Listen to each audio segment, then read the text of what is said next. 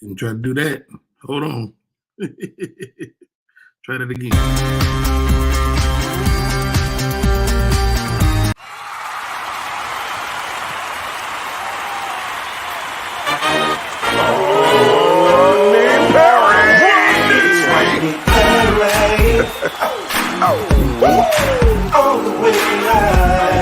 Get ready for America's #1 funny man. What? Hey. Make some noise. Ladies and gentlemen, from LA to New York, Chicago to Mississippi, let's give it up for America's #1 funny man, Rodney.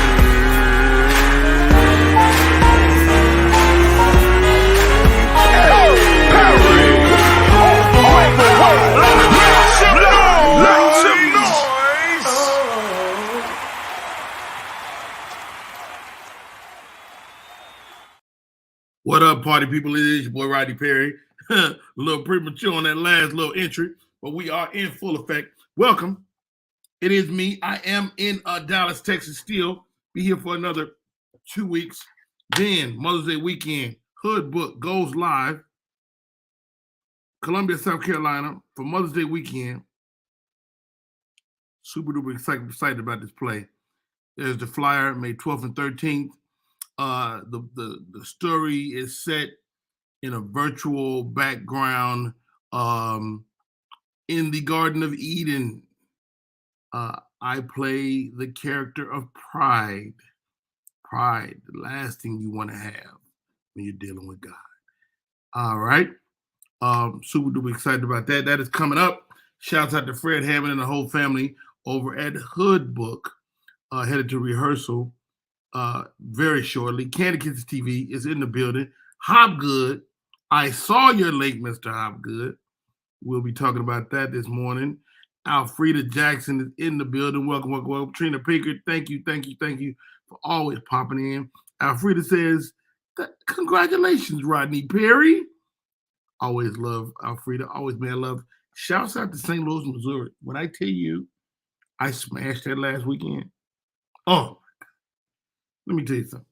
I don't know. I mean, y'all see me every day, so y'all might go, man, this Rodney Perry is funny. But please know this. I am not to be messed with on that comedy stage. A fabulous set of sets this weekend. Well done, Rodney Perry. Well freaking done. It's time to get into the show.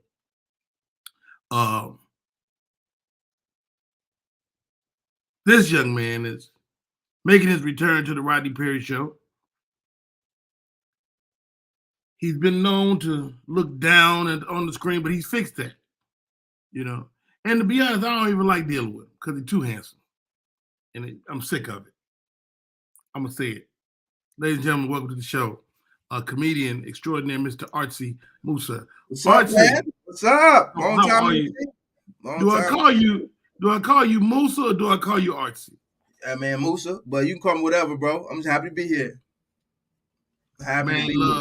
Man love from Memphis, Tennessee, from Kenneth Caldwell. Kenneth, thank you for popping in this morning, man.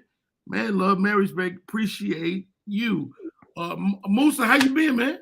Great, man. Working my tail off, man. Blessed to be booked and enjoying the comedy journey, man. Enjoying the learning. Now with you with plays now, like how are you out here creating new material in your stand-up world and memorizing play lines at the same time? Like, how is that a thing? Well, you have to compartmentalize, I believe. Like, so, you know, while I'm locked into the play, I'm locked into the play. You know what I mean? You know, if something occurs to me funny, I'll jot it down. You know, I'm also preparing for a TV opportunity, so I'm helping to produce that. So I'm like, I sat down last night. You know, I mean, your brain works if you tell it to do something, and but you do have to lock into a play because a play different than a movie or TV. You have to digest the entirety of the play. Here's the thing: like with comedians or entertainers, you can't just label you as a comedian anymore.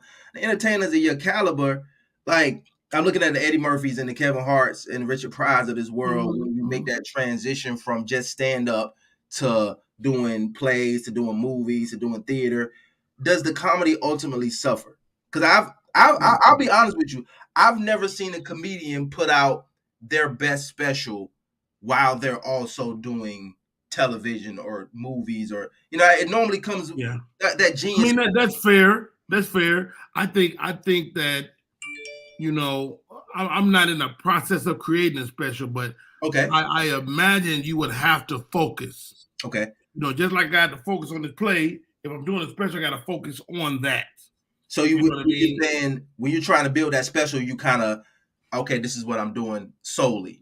Yes. Okay. I believe so. I got that. I believe so. Kevin Hart, when he's creating a special, he's doing sets every night. Multiple sets per night. And so, I've seen him kind of work that process. But if you think about it, a set ain't nothing but 3 15-minute sets, 4 15-minute sets. Yeah. So, my favorite, we do that. That's what we do. My favorite specials tend to be the specials that comedians did early on in their career. Like Eddie Murphy Raw. I feel like you can't make Eddie Murphy Raw while you're making Trading Places in Beverly Hills Cop 1 through 3. I don't think that's happening to have that while you're creating. That's more than fair. But you don't get to make those other things if you don't do Eddie Murphy. You know what I mean? Like 100%. It all kind of works together, and you are the sum. You are the sum of many things. Now, when far as your plays and your acting, do you think does that want you to explore more physical comedy on stage? Because I've seen you perform. I'm pretty physical already. Yeah. Your act outs are impeccable. Yeah. So does it make you want to act out more? Do you be like, yo? No. I mean, that's style. Okay. So the physicality of the comedy that I do is one style, and I've also learned how to be funny without moving a lot at all. I've seen that too. That was during your recovery process. I seen you pre and post. Right, and you had to perpetually be, preparing yourself for that. You're always making adjustments, changing, evolving. So, what's true today might not be true tomorrow. RC Moose is in the building. Welcome. Also, I see you, Tony Neal, the one that got the face beat early this morning. Thank you for coming in. I can absolutely see you. She was our co-host yesterday. Always love to have her on the show. Welcome to the show, Miss One Act Drama. Oh, hello. Hey. How One Act Drama. She just made the 40-minute trip back and forth, taking her son to school. She's locked in. Your light looks amazing this morning. The sun is actually hitting just right out my patio today. And then I got a ring light over here. You look nothing short of amazing. How are you? Good. And I didn't take my son to school this morning because the fire alarm went off in my building at 3 a.m. And we didn't get back in until a little after 5:30. So I let him stay home today. And there was no fire. There was no fire. No, it was faulty. Like the fire department came like 30 minutes after, but they couldn't get it off. So maintenance had to come. They couldn't get it off. And I don't know who they called, but they finally got it turned off. Hey, Riri says you're glowing. Thanks, Princess Riri. Shouts out to one of my high school buddies. Me and this dude go back 40 some odd years. Lester Jackson. Bo Jack, what's up, boy? Mama Miss is in the building. We got a lot to cover today, but I wanted to bring this young lady in. Her name is Tony Neal. Her podcast is I had a chance to do it. It's cooking. The clips are blasting through. I was so comfortable talking to this lady that I may have put my foot in my mouth. What? Yes. No, you were fine. You were great. Really? Yeah. Tony D, talk to me about the podcast, man. It's Smitty and D. Smitty and D. It may be the only father-daughter podcast in the world. I don't think it is. I think there's one more out there. It's boring though. It's boring.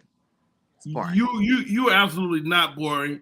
I can't wait to meet Smitty. Smitty is a fan of Rodney Perry. Huge fan. Talk to me about this, Miss Tony.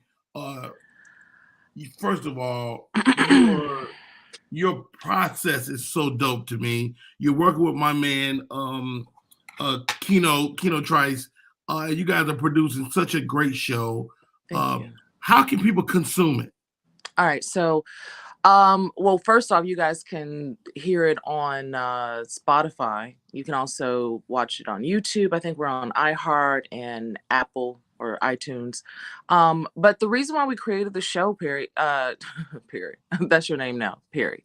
The reason why we created the show was because I came from the world of reality TV, right? And so I was hiring these people, and people were only coming to me because I worked on these shows. And so what I realized was these people were horrible people. Like, they're young, horrible humans. Like, what is going on here? But then I realized that they're consuming all of this junk, all of the Housewives of Atlanta, the Love and Hip Hop, Basketball Wives, Bad Girls Club. And my daughter was in that group, but she didn't watch that stuff because, I worked on the set. Mm-hmm. So as these kids are coming to me for jobs, I had to re-educate them, right? And I was just like, this is a lot of work. And if this is just one or two kids, how many are really out there?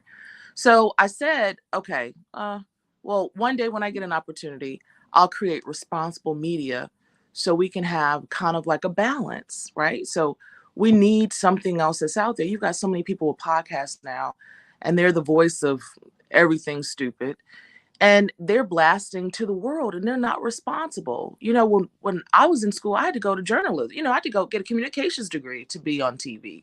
There was education. There was things called yellow journalism, in which, the choir is, but you didn't do that. You didn't just put your input and your opinions into facts.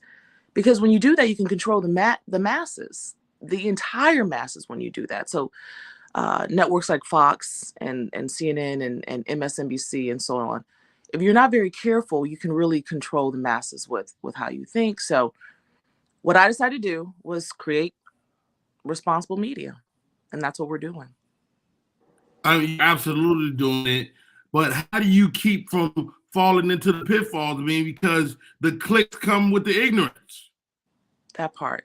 So so I like to call it like mildly stupid stuff. So we'll put something stupid out there, every maybe like 9th video, just so we can get some of the dodos to come through, but for the most part, everything goes through me, Rodney. Like, I have to click off or sign off on everything that we put out there. And so if it doesn't sit well with me, I may have a little heartburn about it, A little heartburn never hurt nobody. Little heartburn. I had a little heartburn yesterday, but it seems like it's going okay. What happened yesterday? Oh, you don't remember? Okay, tell the story. We shot you, and we released a clip, right? And the clip was of your thoughts about Bill Cosby. And what I didn't realize was people are still very sensitive about Bill Cosby. Yeah, they're very, very sensitive. And so unfortunately, like, I grew up in the age where we didn't have money, we didn't have anything. Our family was on welfare, and so I never got to see a family like that. I didn't even know that existed for us. And so when we got a chance to see it on TV, it changed everything. I even went to college. Let me jump in there with you, because the question kind of comes arises: do you throw out the baby with the bathwater? Right. Or is rape just rape, and this guy is permanently canceled forever? So I think within this cancel culture, it's getting a little it's getting a little scary because we're kind of forgetting who we are. Dr. Cosby did do a whole lot, and I know that he probably did a whole lot of wrong too, but most people in their lives have done something so egregious or crazy that they're probably will never get forgiven for, but most people don't know about it. So it's easy for us to pass judgment on other folks, because people don't know what we do in our closet. So for me, I went to a HBCU.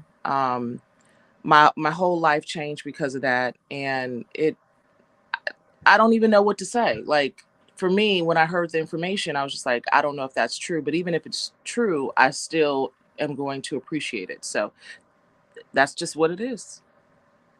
Wow. We're talking to Tony Neal. Oh, okay. I was supposed to say that. I'm sorry. Tony It's D. okay. It's okay. Like you got one of those names that I kind of have to say the whole thing. Everyone does that, Rodney Perry. I kind of have to say the whole thing. That young lady is One Night Drama. This young man is Artsy Musa. Hey, how you doing? Say hi to Tony Neal. How you doing? Hey, we're gonna have to get you on the show, guys. Please. Oh, you would love these two. They silly too. Oh, they are silly. Let's do this before we move another step. The Smitty D show is cracking right now. You can go on YouTube and make yourself a part of it. Check it out. Dr. Cosby is still awesome. He still paved the way, whether it's A Different World or The Cosby Show, paved the way for a lot of black kids to go to college. He paved the way for us to see a black affluent family on television. So that doesn't go away because, he had some issues. Now, I do believe if your ass is living this life, sometimes you need to go on and die. Let's just throw it out there now. And I don't want the man gone, but if he had died 30 years ago, we still had a legacy. Yeah. We still had it now. I took my mother. Tony's face never lies. Those are facts. Tony looked at me like, what is wrong with you? I didn't even notice that. You text me and you cannot you show everything on your face. And it's true. Everyone says they can't play poker with me. I can't do it. I'll know you'll know everything. Hey Moose, I'm getting some type of feedback from you, brother. Are you getting it again? Hold on, I am. Here's my audio, man. Some on somewhere. He got a whole studio over there, and his sound one missing. He got all type of mic. Maybe you need some headphones. That might be it, bro. I got some though. Don't worry about it. Bingo. Put them on. Use them. All right, Tony. I'm not gonna hold you all day, man. It's the Smitty and D show. Thank you for popping on this morning. And you, like One Night Drama, is a certified hairstylist. Let me ask you this, and I don't even know if y'all paying attention to this, but Kevin Durant has, I think, got his hair situation fixed.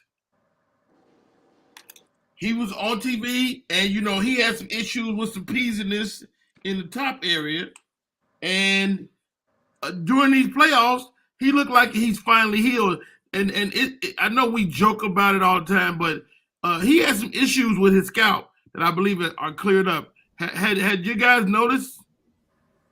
It looked like he just needed a brush and some sort of oil, and that probably solved his problem. The man wasn't brushing his hair. It's amazing what a little self-care can do. A little extra 2 to 3 minutes in the morning. Stop right there, One Night Drama. You saying all the man need to do is brush his daggone hair? That man, as you said, in your old 1943 way, head was peasy. I mean, they got deodorants for high performance athletes, bro. They don't got the Beijing for high performance athletes. They need that. Like, who is going to invent the hair dye for men who really run track or play basketball? Like, great. LeBron is one of the best athletes in the world. They can make that just for him. Just give that man the ink that don't fade when you drop 40 points. He didn't need ink. He needed a brush. A boy's Bristol brush. All right. Please, Tony Neal. Can you give us a civilized answer? Because these two.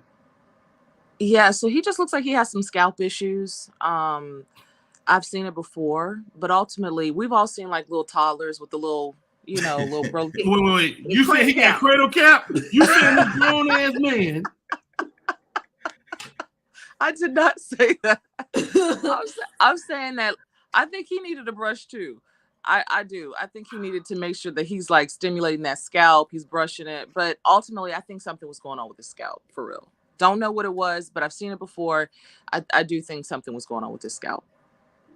Hey guys, my name is Roddy Perry. You're tuning in to Roddy Perry Live. Tony Neal is in the building. Tony, I know your time is valuable. If you got to get out of here, you got to get out of here. I get it.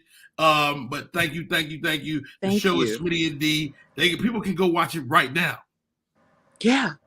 Spotify, YouTube, iHeartRadio, all of the above. We're everywhere.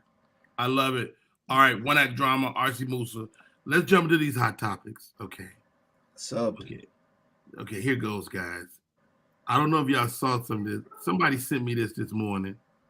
Oh, where is it? Oh, here it goes. This young lady is the pastor of a church. Her name is Pastor Veronica. She claims her vagina is anointed. And if you're having issues, Pastor Veronica will give you a little nookie to get you well. Musa, are you going to this church? I need to see it first. I need to lay eyes on it. You know what I mean? What? On the cookie, on the cootie cat, on the passion pocket. I need to see it to see if it do it look different. You just say cootie cat? I'm just trying to be politically correct for the ladies on the panel. I don't want to just say anything vulgar. I call mine a cootie cat. I'm a woman of a certain age. I have a cootie cat. Cootie cats. That's clearly a cootie cat we're looking at. Stay out of this, okay? No, but it's true. Apparently, and I seen a story a couple of years back. Having sex with your parishioners, Tony Neal. This can't be true, right? This is too early for this. I swear to God. I'm not prepared for this. I can't do this, Roddy Perry. Okay, one act drama. You got a little, your shoulder acting up. I'm gonna bid you guys adieu. Get on out of here, Tony Neal. Thank you for coming in. All right, bye guys. All right. See you later. Tony Neal said, Roddy Perry, let me out of this shit. That lady just told you at the top of her interview that she is sick of foolishness. And then here you go, giving her foolishness. That's what we're here for. Okay. One act drama. Your husband got a little shoulder thing. He said, I'm gonna go see Pastor, see if she can help me, get my shoulder right. That man gonna go see his primary care physician and get his shoulder right. Is what he gonna either see the primary care physician or the mortician. One or the other. You're not gonna kill him. You go to that church and see what happened to you. Wow. You go down to that church house. Sound like atheist. Moose, you going to see Pastor, but you want to take a look at it before you get y'all need to sit. Put it on the altar for us. Let us see what it look like. And I feel like can you play tithes? Is that illegal? Because if I'm paying tithes, that kind of seems like hold on. Stop right there, Musa. So let's say what you needed to look like. I didn't look like it's anointed. I ain't never seen what an anointed cootie cat look like. So if her cootie cat, it might be able to convince one that drama. That's special. Let me help you. You have seen an anointed coochie. It's your wife's. Fix that. Fix it. The Lord gave you that. You do got a lovely lady. Fix it. My wife is special. When you married her, that was anointed. The Lord anointed it when you entered the covenant with him. No, but maybe it's got a light. Maybe it's got some type of light in it. That's all I'm saying. It might be some superficial, scientific type of crazy cootie cat. Like you might see it. You might see the truth in it. The truth and the light. The light should set you free. Drama. Mm-hmm. My coochie has done wondrous things for a man or two, but it ain't never healed no ailments other than in the moment of post-nut clarity they have. John Hall said he couldn't do it. Alfred said ain't nothing but the devil. Now do you got to do it in front of the congregation? That's a lot of pressure. Do it matter? That's a lot of pressure right there, Rodney. That's a lot of pressure. I got to do it. You're trying to get well. Yeah, you're right. I mean, you gotta cough. Go cough for me, Musa. You gotta cough. Your That's throat coochie hurting. hair in your throat from messing with Pastor. That's What's what her that is. All right. You know, Well, it's a see it lady work. that actually says she healed people with her coochie, right? And she manifests through her coochie. This is the No, lady. not her. No, it's a real life lady on Instagram, Sexy Spirit, that says she healed people via her coochie. Hey, Doug said I need Randy Sky on this one. Queenie says, OMG, are y'all serious right now? Queenie, this is a real thing. Look, I'm not making this stuff up. People think, Rodney Perry, where you be getting this stuff? I'm not making this up. You going up in flames right with that lady in her coochie. Let me tell you something. Her She coochie ain't burning bad for looking. different reasons. She ain't bad looking. She ain't bad looking. Do you believe women carry the certain energy inside their vagina? Like, I've seen you've had sex with a woman while she depressed, and you might be depressed after you had sex with her.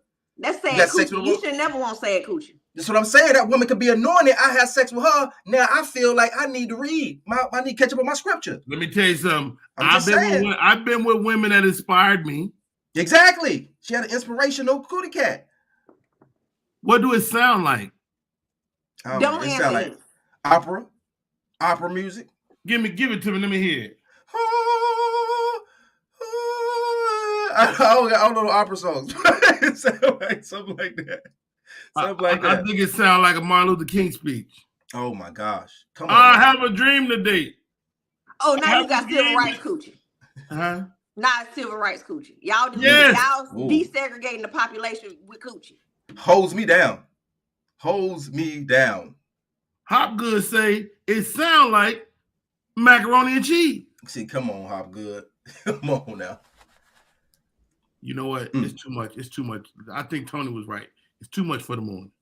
Yeah, it's early. I just ate breakfast. Multiply them fish. Did you have some mac and cheese? I had mac and cheese for breakfast Tuesday morning because they had leftover. I did. How many multiplied fish? One act drama. Now we know a lot about you because you've been coming on the show and you're very transparent.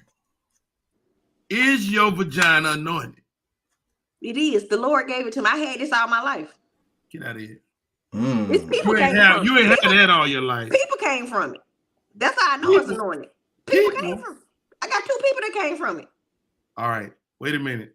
Joining us with the morning quickie. We'll be getting into it in a few minutes. Sherelle, E-Time Sherelle. Did you hear the story, Sherelle? Stop right there. Don't move. Because I know Sherelle got a comment on this. This young lady, Sherelle, Pastor Veronica, she says her vagina is anointed. And now it's for healing infertile men. So your husband cannot get you pregnant. Are you going to allow him to go see Pastor just because you want a baby? My vagina is healing. But no, I would not do that. I couldn't. If we had an open relationship, let's try it. But not on. Pastor trying to help. Pastor trying to help y'all. Would you go? Hey, my wife will kill me. All right. Enough of this. People send me these stories just to make sure that I'm staying on point. Okay, here goes the next one. Of course, Don Lemon got fired. We talked about it yesterday from CNN after 17 years of service to the network. But when it rains, it pours. He also lost his white boyfriend. Oh, he on date broke, Don man. Lemon, his fiance says, "Baby, you ain't making the money no more. I'm out of here." Was he a stay-at-home boyfriend? I don't know. No, his boyfriend is a real estate mogul worth millions. So, oh wow! I don't so he just didn't look good. True. They was just on the red carpet. He didn't look you good. So you don't think he left him? No, they was just on the red. They was like just at an event yesterday. This just came out last night. Where that article come from? I don't know. I got this off the Shade Room. That might be off the Onion. But they could have. They could have been trying to keep up opinions. I tell you what. If I'm gay, what I'm not gonna have is a white man pummeling me. That's buck breaking. What is it? Buck breaking. I don't know what that means, but we go Back in move on. slavery, where the master used to sleep with the black man in front of his family to make him look weak. Wow. You know a little bit about everything. One She do. Let me tell you something. My mama paid good for my education at that private school. All right. Today is Avant's birthday. Avant, singer Avant, celebrating his birthday. Shouts out to Avant. A very tiny man. What you call him? A tiny man. That man ain't. Where That you coming man. from? Avant is like 5'9". That's a tiny man. Yeah, he had been sick though. He had been like really sick at one point, right? I don't know. I feel like you're making that up. Nah, for real. Yeah, he got really sick, man. I forgot what he had. You know anything about Avant? Can we just say happy birthday to the man? Yeah. Out of here. I like his music. I still listen to You and I Together Forever. I still listen to that like it just came out yesterday. What the hell was that? That was a B-side right there. I can read your mind. That was a B-side. Hey, let me tell you something. Shirley Thomas got a lot of skills, but singing ain't one of them. You can do a lot of things with your throat and mouth, but that wasn't right, exactly. All right, happy birthday, Avant. God bless you, man. Really great guy, man. I've ran into him at airports and stuff. He stopped. He always speaks. He's always cool. All right. Of course, one of the places we broadcast the show is on Facebook. Of course, Instagram is also Meta. And Meta has been creating some original content, stuff like Red Talk, Steve Harvey show over there. But Meta said, look, we're shutting down some Facebook originals, canceling shows like the Red Table Talk. Oh my God, guys. Red Table Talk, the show that brought down Will Smith, is gone. I feel like black men should have petitioned. We should have petitioned to get it off. Black men should have petitioned to get that show off, man. That show never showed us in a positive light. It never did. That's not true. Is that true? I can't name one time I felt like a black man went on that show and came out a better person. Not one time. Stephen Labussier, he did a good bit on there. I don't know who that is, so I'm not even going to say you wrong. I know. What's the dude who she cheated on Will with? That was a bad episode. And the Will, that was like, we never seen Will look that sad in his life, man. Will too successful look that damn sad on TV like that. He did have a glory. He like sad. That glory tear coming down his face. Yeah, tough. Nah, One Night Drama. Meta is canceling some original shows. One of them being Red Table Talk. What's your thoughts? When that lady said she had an entanglement, I was done. Cause ma'am, you cheated. Right. Let's not fancy it up. I like the word entanglement though. That makes me feel like I'm doing something. It feels sexy to you. Well, let me let Miss Perry go entangle with a young buck and see how you feel. What Miss Perry is not gonna do is give my puss away. I love it. Like I read Will's autobiography, and at one point in the autobiography, he talks about going on. Everybody stop right there. Everybody freeze. Austin Moose, are you reading? Oh, come on, man! I gotta read, bro. I'm trying to better. I'm trying to be like you. I'm trying to do plays and be intellectual like you are. Let me tell you something. I start reading Will's book. Will book is longer than the Bible.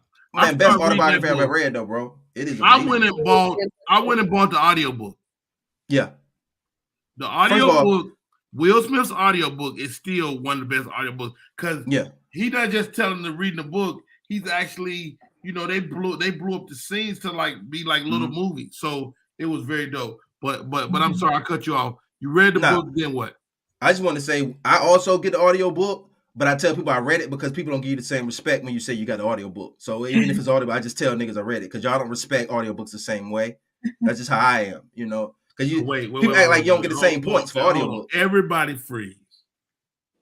Because I asked you though. I said, you read it? You said you doubled down.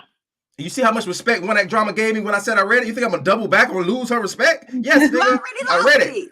Huh? It's now, see, if he wouldn't have said that, though, I would have still been the intellectual that you thought I was.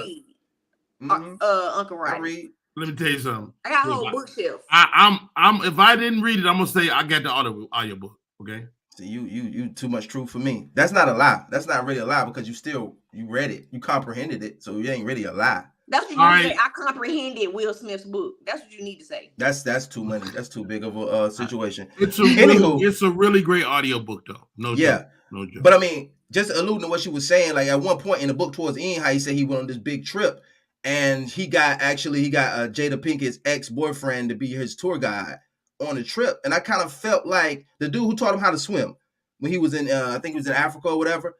And I kind of No, I said no. It was a guy who she had dealt with prior. Like it was either her, it was the dude she dealt with. Or her ex, huh? Tupac? No. It was just a dude. It's a dude on the island. But to what, when that drama was saying, I felt like to me he was kind of alluding to they had some type of open relationship at one point, bro. Because why would her ex be with y'all on vacation? It was just it's so many things in their life that you just like, yo, this kind of weird. I will say this. I'm gonna say this, and I won't dwell on this. I had a friend that was like part of their team.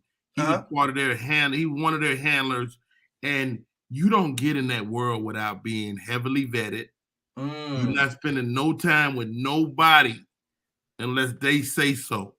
So, whatever happened was sanctioned on some level. Oh yeah, for sure. So y'all can't kick it with y'all ex or your partner's ex? I don't want him to. Nah, I can be cordial with him, but I don't want him hanging with me. I think, you know what, Sherelle? That's a great question. And I'm going to tell you what, it's relative to how rich you are. No, it's not. I hung with my ex-husband. I did his ex-girlfriend's hair, makeup, wardrobe, everything for her bridals, her wedding, her engagement photos. She came to my bridal shower. She's an amazing human being. And he fucked up when he lost her. And he ended up with me. I think it's easier for women though, man. It's easier for women to deal with other women because y'all know that's over with. As a man, I don't got no ill will toward them. But if you dated my wife, I'm not trying to hang with you, bro. It's just weird. Go full screen on yourself. Let me tell you something. If you my woman ex, I have nothing but ill will toward you. Wow. I'm gonna say it.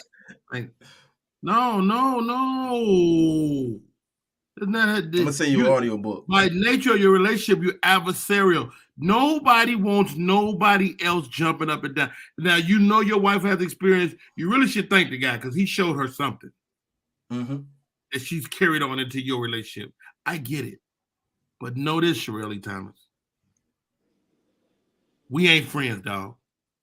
Well, you ain't gotta be friends, but like hanging out, cordial, like get along. No.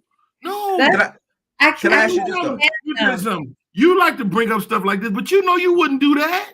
I just did it. Well, it was me and my ex-husband and his now ex-girlfriend, but they were in a relationship. And to me, it's like, okay, I don't want you anymore. Like, why do we have to, set these boundaries? Like, if the kid's gonna be around, like, let's just be cordial, be convenient. But even last weekend, and Rodney, I thought about you, all your porn stars. I went to this conference, Exotica, and I was on my way. I was going to meet up with another dude. And my ex called me like, hey, where you at? I'm on my way to this conference. I'm like, bet, meet up with us. And all three of us was together. Like, it went, and he was like, tell him. You're very adult. But I'm a child. I'm a child. You're adult. I'm a child. I'm a 52-year-old child. And what I'm not going to do is be hanging out. Oh, remember that time when I pushed you up against that dresser that time? And we was, now, can I scene in that movie where he's like, yeah, me and your girl used to be together. I used to call her a Coke bottle. And they had a screen on this. See, now that's different. That's different. I feel like that's disrespectful. But if you're mature, they're mature, y'all over each other, there's no feelings involved. To me, it's like, why not? You just like the other person, like down the street, like my neighbor or somebody. Like, why not? Just because we had a history. Moving on. Yeah. Can I ask you this? Can I ask you this before you move on real quick? Now, my fiance wanted to meet my child's mother when we decided to get married, because she knew that was important for them to have some type of discourse or relationship, because she's going to be around the kids. You as a man, do you feel like if it's another man that's going to be around your kids, do you want to have, I'm going to go have dinner with this dude to talk to him? Because I feel like men don't do that as much as women do. Women tend to be like, I need to meet her outside. You don't need to be there. We need to have the discourse between me and her so I can see where she at. Yeah. I don't feel like men do that. In a perfect world, that would be great. Yeah. In a perfect world, that would be great. But like I said before, that relationship is usually adversarial. Usually the guy, she left him for a reason. Whether he was abusive, whether he was, failing to take care. Like if he was that great a guy, they'd still be together. So you wouldn't want to just say, I need to see for myself away from you. Let me just talk to this man. No. Man to man. What the fuck? We ain't friends? Where you going? No. As a protector of your kids, you don't think that's your responsibility to know who your kids are around? I do not. But I'm at home. I didn't leave. My family is intact, so I got a different perspective. If anything, it would be the other way. Like my wife had to embrace some children that weren't her children. Does she have a great relationship with their mothers? No, she don't. Her and my son's mama were adversarial until I said, hey, to my son's mama, leave my wife alone. Stop fucking with her. But that's because she still had feelings, right?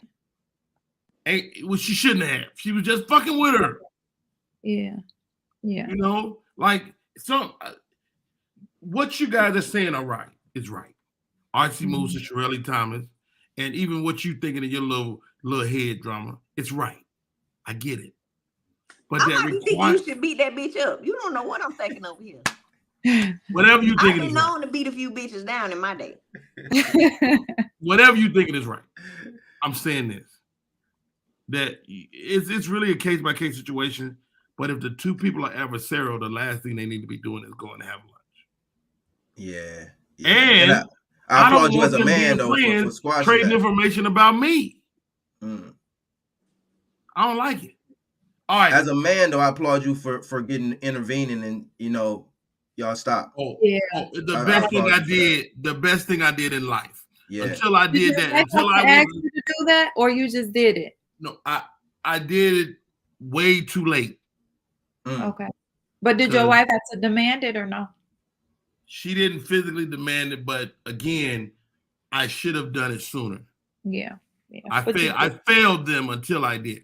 Yeah. All right, real quick, guys. Wow, this show is going so fast. Thank you guys for coming today. One Night Drama's in the building. Sherelle E. Thomas, Archie Musa.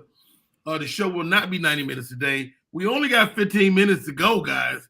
So maybe we go an extra 10 minutes, but I got to go downstairs and get to rehearsal today. So, Praz. Here's another story. Fuji rapper Praz found guilty on 10 counts of international fraud. Now, I think he had some sort of international electronic thing he was doing. Yeah, I read about this. It was a Chinese official, right? He was trying to infiltrate the political process of America. So even to the point where he paid Praz $20 million for him to be able to take a picture with Barack Obama, because he was trying to help the Chinese government kind of infiltrate and affect our election process. And that's basically all I read about it. But was that an audio interview? No, that was just what he had. Well, he was basically what the court was finding him guilty of, and that was the information that they found. But you said you read it, so was it audio? Come on, man. Now, I actually read that one. I read that one, yo. I don't know if I believe you because you deceived us already. Oh, man, first of all, did y'all see this? Check this out, guys. Shudu is a virtual model. Yeah. She presents as a black woman. She was created by an Englishman, a white Englishman, fashion photographer turned graphic designer. And she's been working with many luxury brands since she debuted about 4-ish years ago. Right, yeah. And I previously spoke about her when I was on Al Jazeera. I remember. Talking about virtual blackface, basically, because I think it's super messed up that there are actual black women models who would be happy to star in these campaigns, but instead brands are picking virtual black models where none of that money goes to black people. Like the fact that we exist in a world where it's okay for a man who is white to make a virtual black woman and then profit off that virtual black woman, to me, is the story. Yeah. That says it all. Yeah. And it makes me angry and uncomfortable that that is still the case and that people are like, yeah, this is a really good choice. Let's work with shooters. That's wild. Oh, one act drama. This could be our reality in the next 20 years. AI is very real. People are using AI to imitate everything. Why not imitate black people? You don't want to do business with us, but you'll have a black model you created. What's your thoughts? White folks love black people until it's time to give us some shit you're supposed to give us. They love us till it's time for freedom. They love us till it's time to pay us. They love us till it's time to teach us our history. They love us to the grave. Wow. They don't want to give us nothing we're supposed to have. They will create fake black people to avoid dealing with real black people. They could create a whole universe of fake black folks. That's wild to me. That is wild. Shirley Thomas, I mean, you're always the voice of reason, man. What's your thoughts when you hear a story like this? Growing up in a community of white people where it was majority white, I understand that there's this underlying fear. They see our value. They see our worthiness. They see how much we offer. They see how different we are. And it's something that they can't physically replicate. So it's always this fear of, I want this in my life, but how do I control it? Because if I give them control, then it means something about me. And that's how I feel like white people feel about black people. Like they love us, they adore us, they know our value, they know our worth. But the messed up part is we don't even know our own. And I feel like that's where we fall short. If we were to stand in that power and not give them that power, it would be a different story. But again, it's a fear. It's a fear of, I don't want them to evolve further than us. I don't want to give them the credit that they're due. Even though I see it, I feel it, I act on it, I'm threatened by that. So I got to exercise my control and do something virtually so that I can access what they have, but yet I'm still in control. Let me jump in here, RC, before you take that question. I'm looking at our chat. Thank you, Mr. Hopgood. Today marks the end of an era. Jerry Springer. Oh, wow. Breaking news. I don't know if it's true yet, but Jerry Springer, the former mayor of Cincinnati, Ohio, Jerry Springer, the man that gave us a lot of what we know as reality TV, especially that reality talk situation. It has passed, man. Jerry Springer's gone. Musa, what's your thoughts as we send our prayers and thoughts out to his family? I feel like he just it wasn't the healthiest change he made to day talk television, but it did. He revolutionized it in that way when he did do it, you know. And at one point, you remember when Jerry Springer was taking off, it seemed like everybody was copying Jerry Springer at one point when he was really absolutely. Sally Jesse Raphael, Jenny Jones, what was the other little fat lady? Ricky Lake. Ricky Lake. Girl, I love Ricky Lake now. Yeah, wow. That was that. It marks the end of an era. God bless to Jerry Springer's family. Shirley Thomas, your thoughts? Jerry Springer, man, he changed the way we watch TV. He did 1,000%. I remember I used to run home from 8th grade every single day to catch the last 30 minutes of the Jerry Springer show. Y'all remember when they didn't use to break the fights up? Remember they used to not break them up. Let them fight. Going at it. Yeah, so definitely sending my condolences to him and his family. But you know, as we're processing this, it's crazy that Jerry kind of puts a smile on your face, right? What's your thoughts? Man, Jerry was the original like reality TV, like with the fight. He kind of was the formula. The fights, the my baby daddy sleeping with your old auntie. Like he kicked it out. He was the original Maury with a paternity test. He was the first person to put transes on TV. Yeah, midgets. I'm about to say midgets little too. people. Little people. Wow. Going but not forgotten. Jerry. He gave us our boy. That ended up getting his own show. The fight breakup dude. The bodyguard. Wilco, something like that. Yeah, he gave us was a spinoff. Yes. Yep. The most athletic cameraman that ever exists. They probably went to Maury after they left them. Wow, how about that? Wow. Jerry is out of here. Speaking of Jerry, of course, Jerry is one thing, but did y'all see this about Phil Jackson? Is Phil Jackson, after playing with the greatest player of all time, is Phil a racist? Phil Jackson is really saying some things that are disturbing to me. And I'm going to take into consideration that he comes just from a different way of life. He was on a podcast with the great Rick Rubin, said he hasn't watched the NBA since the bubble. He says the Black Lives Matters slogans that the NBA portrayed during the tournament turned him off from professional basketball. People want to see sports as non-political.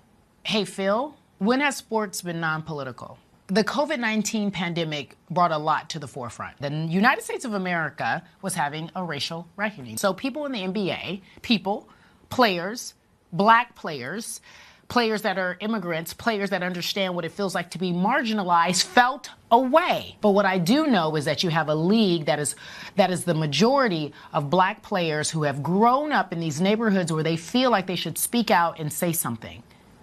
I don't know too many workspaces that allow you to say how you feel personally. I don't know too many workspaces that say, I understand you're frustrated, so why not share your frustrations and use this platform to talk about why?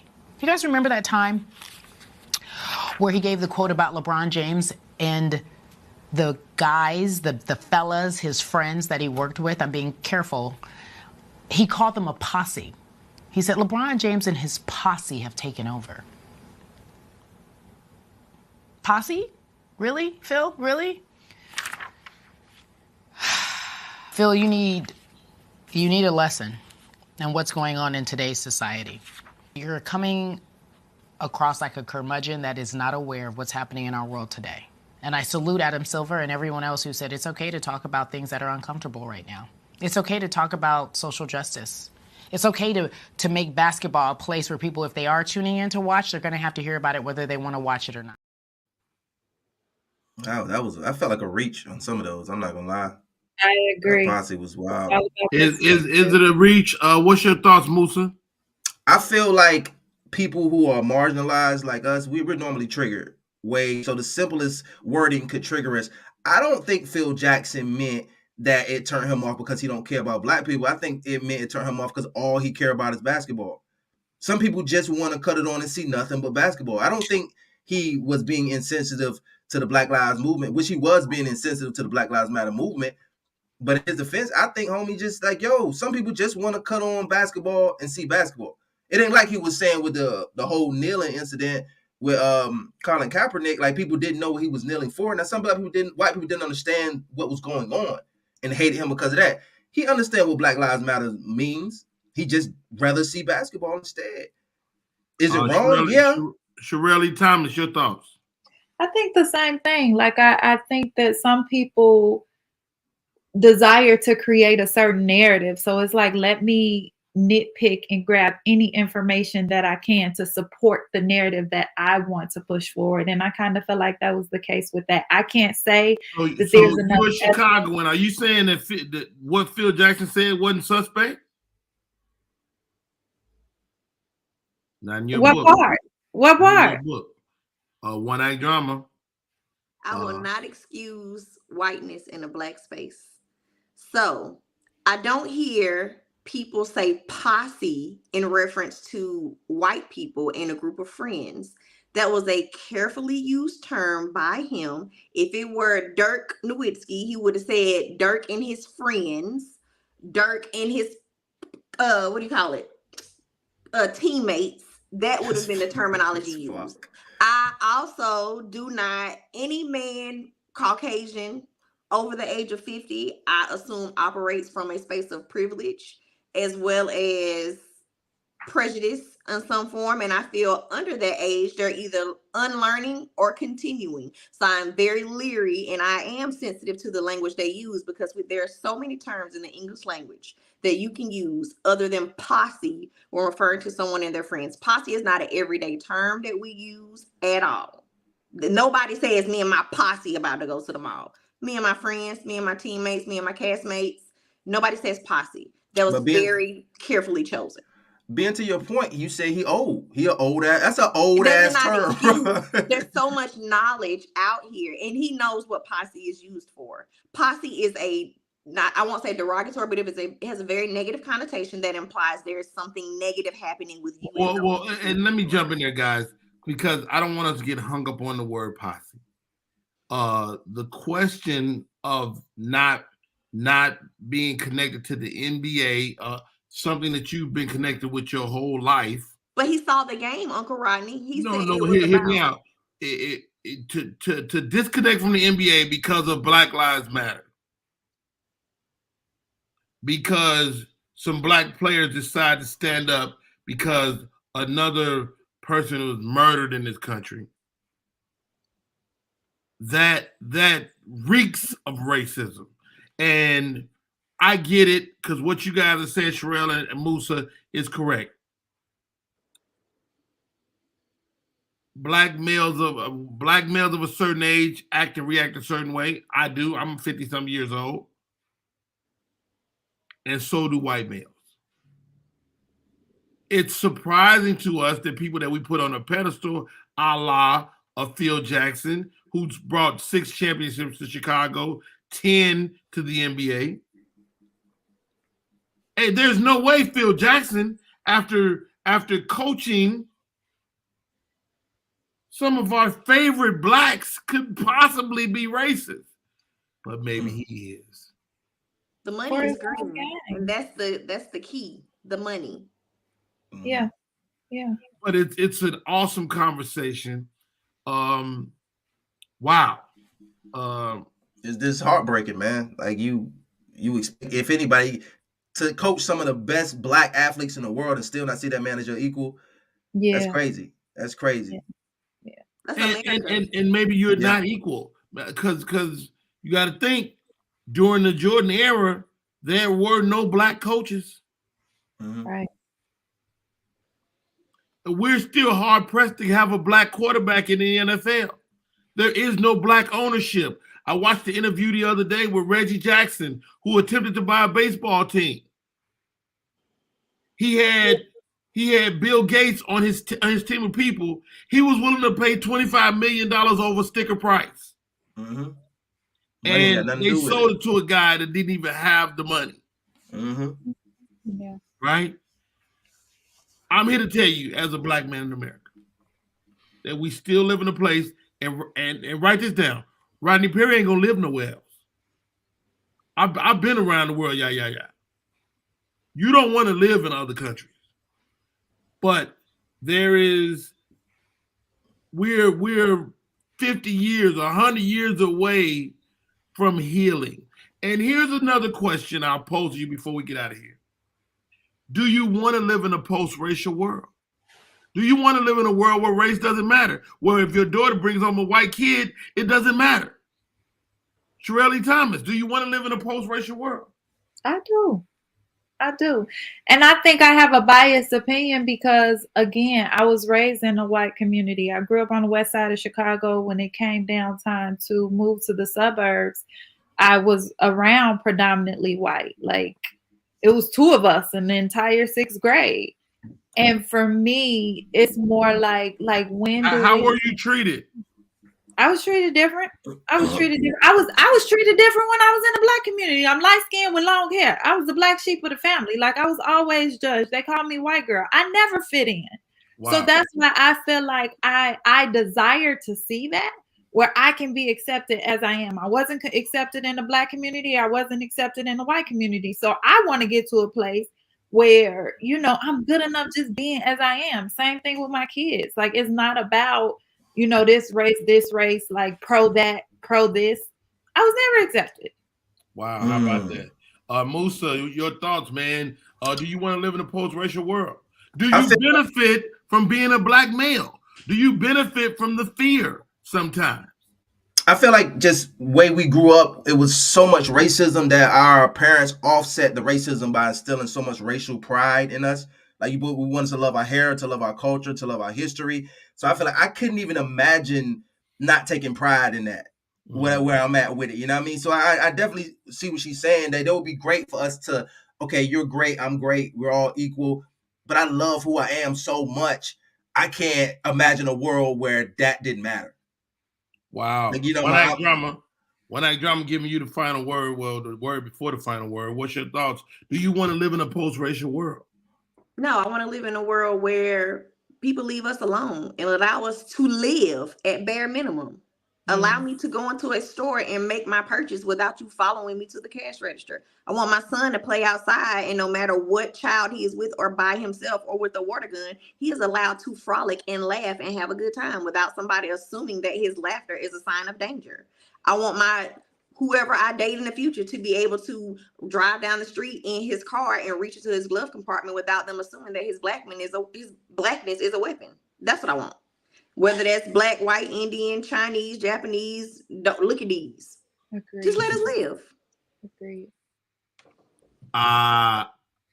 Rodney Perry, do you want to live in a post-racial world? I don't think so. I think I enjoy certain benefits. You know, although my life is not easy, but when I walk into a room, is there an inherent fear of me? Do I like that? I mean, it's something I've thought about. So I don't know. Again, I think we're so many years to this could be a truth. And, you know, 50, 100 years away, we may not see it in our lifetime, this post-racial world. And I don't know if the people, the powers that be, will allow it. How about that? Hey guys, thank you for coming on today. Great show. Amir said, man, it sounds like y'all was into some good stuff today. A great conversation. Shouts out to Tony Neal who popped in, the Smitty and D podcast. She told us about that. Shouts out to Archie Musa, got his sound together. Sounds great. Thank you. And great show as always, says Alfreda. It is the morning quick. We didn't talk about sex at all today, Shirley Thomas. What did you have something for us before we go? Yeah, I had the top 10 positions, and I wanted y'all to rate them like your order of your favorite order. But we could do that next week. Hold on, give me the quick top 10. Give me the quick. Come on, man, she gotta get it to that bag. Give me the number one position. Anticipation. Give me the number one. Can you give me the number one? Can you just give me number one? Top three. What you say? Y'all guess what number one is? I'm gonna say doggy. I'm gonna say doggy too. You got to guess? She said doggy. No, doggy then. I'm going to say doggy too. That's number one. That's number one. Doggy is number one. 69 is number two? No. Nobody likes 69. 69 is like number 8, 9. I told you, nobody likes that in real life. Let me. Really? Okay. I got to go now. Go. See y'all. Have a good one. Hey, baby, before you go, how do we stay in touch? Sherelle E. Thomas on Instagram or Sherelle Thomas on YouTube. You heard her. She is a love, intimacy, and sex coach. She is Sherelle Thomas, and she's rocking with us, giving us the morning quickie. Thank you, Sherelle. Have a great day. Thank you. All right, guys. The show is cracking today. Before we get out of here, One Act Drama, how do we stay in touch? Follow me, One Act Drama, on social media and catch me on stage near you. Thank you, Andromeda Jones. I would love to live in a racist-free world, says Candy Kisses TV. Michelle C. RC Musa, how do we stay in touch? RC Musa on Instagram, TikTok, YouTube. That was a great question, man. Thank you for the opportunity to be up here today, too. That was we could have went another hour on that. Oh, easily. Thank you, Amir, A-Rock Silly, for popping in. Hopgood says he likes Missionary. He want to stare off in the eyes. You know what? I'm so sick of Hopgood saying wonderful shit. Let me tell you what Hopgood. That's my dog right there. That's what he doing. Hopgood recruiting new bitches with these lines. What he doing? Recruiting new bitches.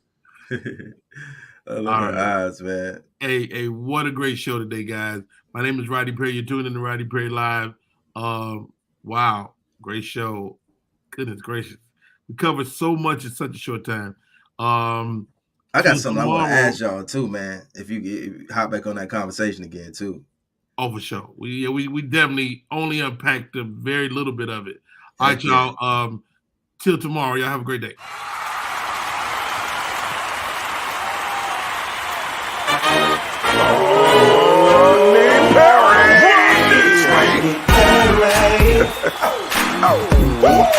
All the way live.